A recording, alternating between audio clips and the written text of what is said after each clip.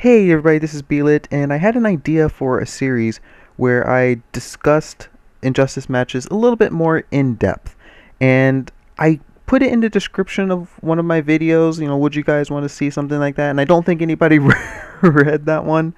So I decided to go ahead and kind of give you a taste of what that series might be like. And if you enjoy this, if you think that it's good, then I would greatly appreciate it if you would leave a comment to let me know that you like this. Don't just leave a like if you like it. Please just leave a comment letting me know that you like this kind of format, or leave a comment telling me that you think it could be taken care of in just a description. If you guys like this, then I will do this more. But if you guys don't really like it, then I'll keep doing what you guys relate to a little bit more. But I think that this has a lot of opportunity. It has a lot of opportunity for me to share my experience with the game a little bit more in depth than just a description would be. Um, and I guess it also kind of allows me to look at my play a little bit more critically and talk about what went wrong, what didn't, what I did well, what I didn't do well. And I think that you guys could also learn a lot from it as well, reflecting on someone else's gameplay. Um, it's always nice to look at something from another point of view. So let me know what you guys think about this. I would greatly appreciate it if you would leave a comment letting me know. Without further ado, here's the video.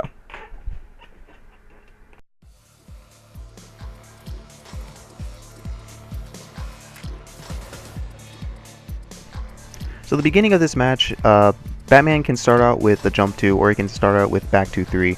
Those are very common settings. Back 2-3 is probably the most common, but you'll see that a lot of experienced Batman players actually end up jumping up into Sparks.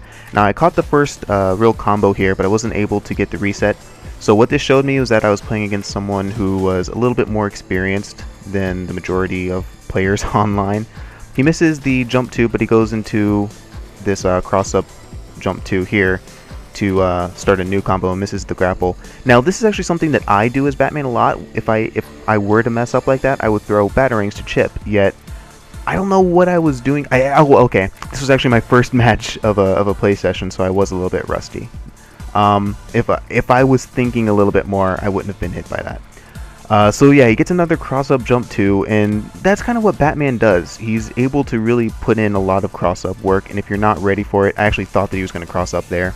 And you'll see that this match is a tad bit laggy as well, as you saw the wager going and stop and then finish out. So yeah, it happens. You run into these laggy matches every now and then, and stuff hits you that normally wouldn't. So I identified that was the overhead, but I identified it too late, and Batman's keeping his pressure on. That combo that you saw there, 1-2-3, that ends in a low, is probably his most recognizable combo string. I actually figured he was going to go into back 2-3 there, so I did stand up. And he actually did something interesting with the interactable. He used the bat to try to cover up the interactable, thinking that I would go to it and get hit by it. I did see it, and I did miss it, but that was very, very clever use of the trait there. It would have been very stylish if I hadn't seen it. But there I was actually wondering if he was going to wake up with something. And now I've got a 4-3 combo. I was expecting him to wager off of this, but he didn't. And then, of course, I dropped from lag. Story of my life. And then Batman has a built-in combo into super with his back 2-3.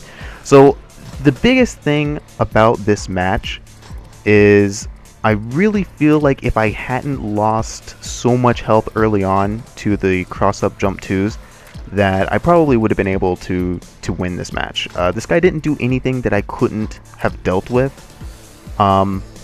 But it happens, and I'm not really all that concerned with that loss.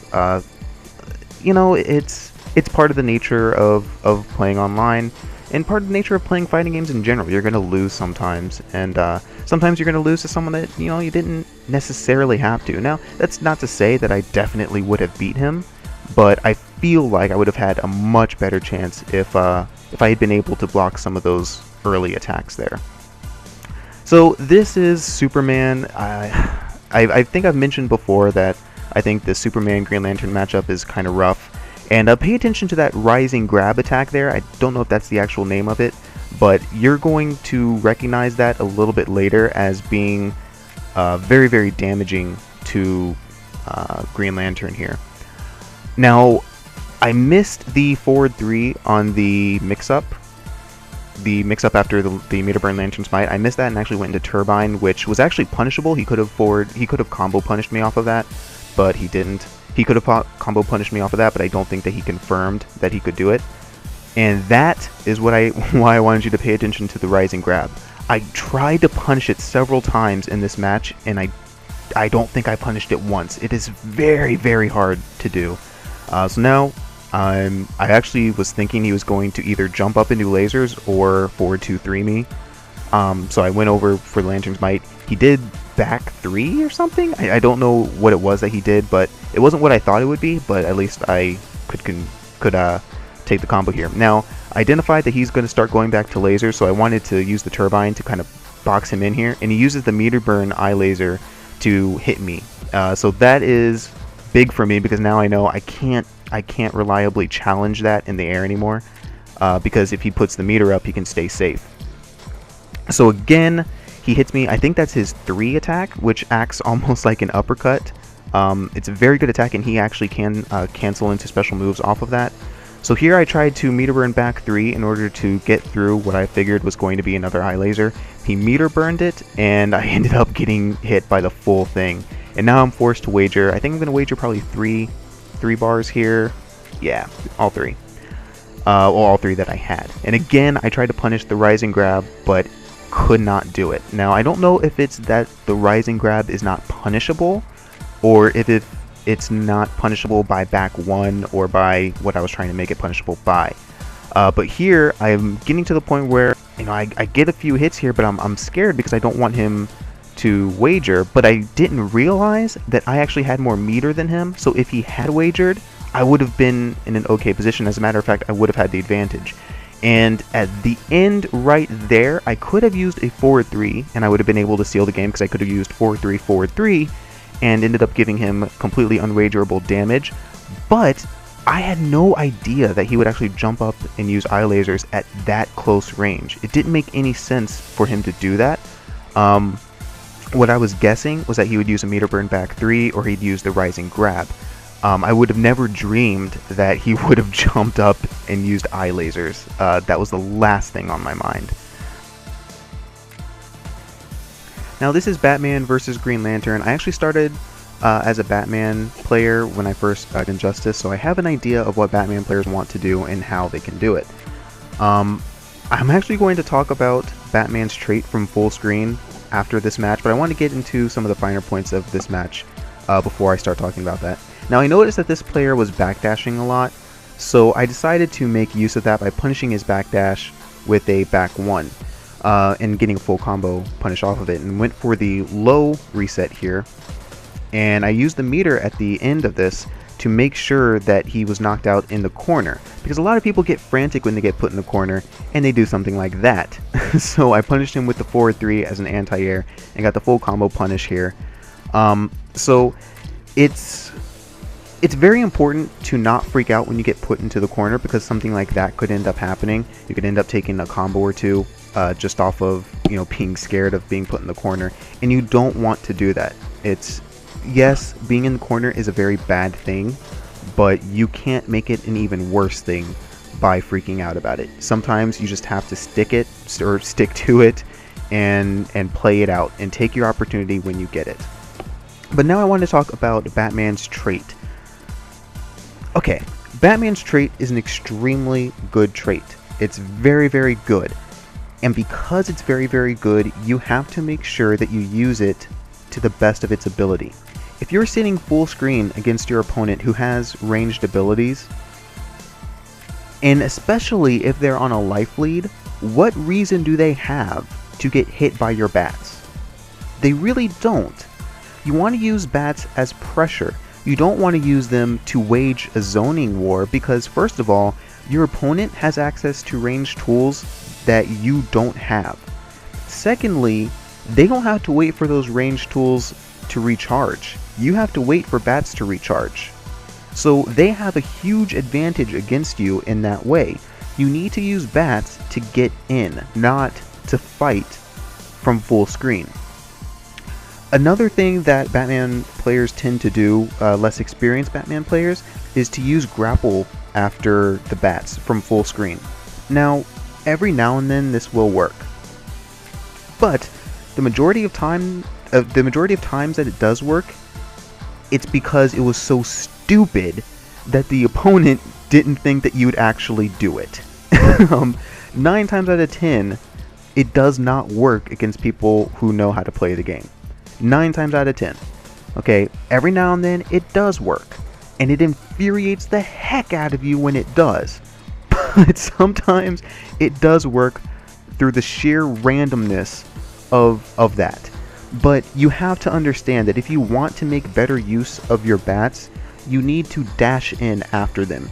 Use the bats to cover up your approach. Sure, you might land that grapple 1 out of 10 times, but you know it's far more consistent to use the bats to get in and set up pressure, to put them in 50-50s, to threaten them with the cross-up jump too.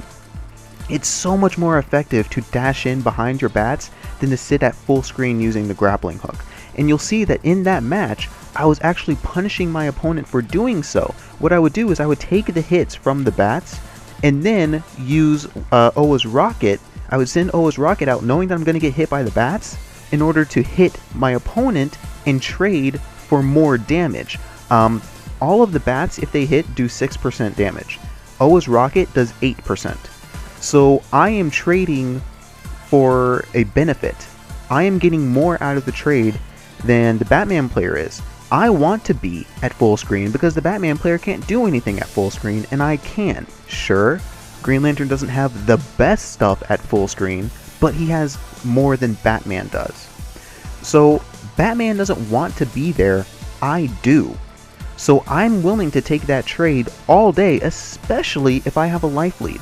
It's like chess. When you're playing chess, it's okay to make trades if you're ahead because you just stay ahead. And it gets to a certain point where if you're trading equally and you started out ahead, your lead actually becomes far more significant towards the end when there are fewer pieces on the board. Because with every piece that is lost, the pieces that you still have become even more valuable. So you have to think of it like that. The more health that gets lost every time that you made a trade, you started, your life lead became that much more valuable with every single trade. So you have to understand that. Plus, in this match, it benefits me to trade not only for the damage, but for the position on the screen. So please, if you're a Batman player, don't stick to using bats randomly at full screen against an opponent who has ranged tools and then using the grappling hook. It might work 1 out of 10 times, but it's going to get you in a horrible position a lot more than that. You're losing bats, you're probably going to take a trade if they understand what's going on, and you're not getting anywhere. You're just hurting yourself for no good reason. You're making the match harder on yourself. So I hope you guys enjoyed the analysis of these videos. If you did, I'd greatly appreciate it if you would leave a comment and tell me that you did like this. If you didn't like it, if you just thought that it wasn't all that necessary for me to have commentary over it, that you thought that this could all be done in the descriptions like how I've been doing it before, if you liked that a little bit more, then leave that in the comment section. I really do want you guys to let me know what you guys like, because that's going to determine the mentality I have with my videos going forward. I want to give you guys stuff that you guys actually like. So you got to help me with that, because I don't know what you guys like unless you tell me. So I hope you guys enjoyed the video. Please comment letting me know what you liked or did not like about the video. And I will see you guys next time. Thanks for watching.